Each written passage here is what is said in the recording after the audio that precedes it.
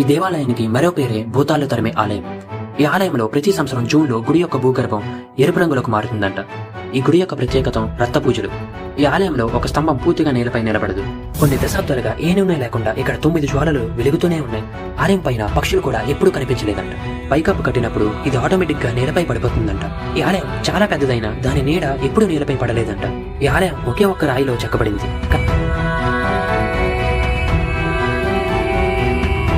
భారతదేశంలో 10 అత్యంత mysterious temples ఉన్నాయి. మెహందీపూర్ బాలాజీ ఆలయం. ఈ దేవాలయం రాజస్థాన్ లో ఉంది. ఈ దేవాలయానికి మరో పేరే భూతాలు తరిమే ఆలయం. ఈ ఆలయంలో భూతాలు పట్టుకున్న వారి నయం చేసే శక్తి ఉందని నమ్ముతారు. అక్కడి ప్రజలు ఈ గుడిలో ఎన్నో సూపర్ న్యాచురల్ పవర్స్ ఉన్నాయని చెబుతారు. కామాఖ్య దేవాలయం. ఈ దేవాలయం అస్సాంలో ఉంది. ఈ దేవాలయంలో గాడెస్ కి మరో పేరే మెన్స్ట్రేషన్ గాడెస్. ఈ ఆలయంలో ప్రతి సంవత్సరం జూన్లో గుడి యొక్క భూగర్భం ఎరుపు రంగులోకి మారుతుందంట. దీనికి రీజన్ అక్కడ కామాఖ్య మేత మెన్స్ట్రేషన్ లో ఉన్నాడు భావిస్తారు అక్కడ భక్తులు. కొడంగలూరు భగవతి ఆలయం. ఈ దేవాలయం కేరళలో ఉంది. ఈ గుడి యొక్క ప్రత్యేకత రక్త పూజలు.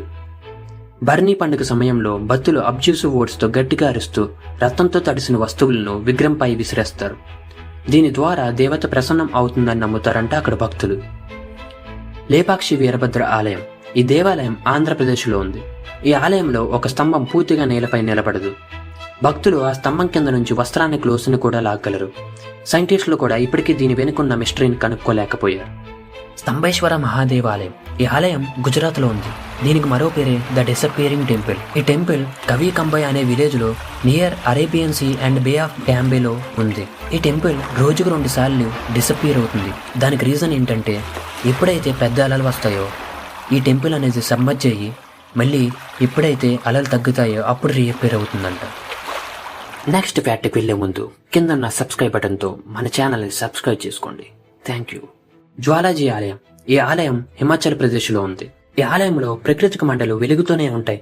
కొన్ని దశాబ్దాలుగా ఏ నూనె లేకుండా ఇక్కడ 9 జ్వాలలు వెలుగుతూనే ఉన్నాయి. పురాణాల ప్రకారం సతీదేవి నాలుక ఇక్కడ రాయిపై పడి అప్పటి నుంచి ఈ రాయి నుంచి జ్వాలలు వస్తున్నాయని చెబుతున్నారు. జగన్నాథ ఆలయం. ఈ ఆలయం పూరి ఒడిస్సాలో ఉంది. శాస్త్రానికి విరుద్ధంగా ఆలయపు ధ్వజం గాలి ప్రవాహానికి విరుద్ధంగా ఎగురుతుందంట.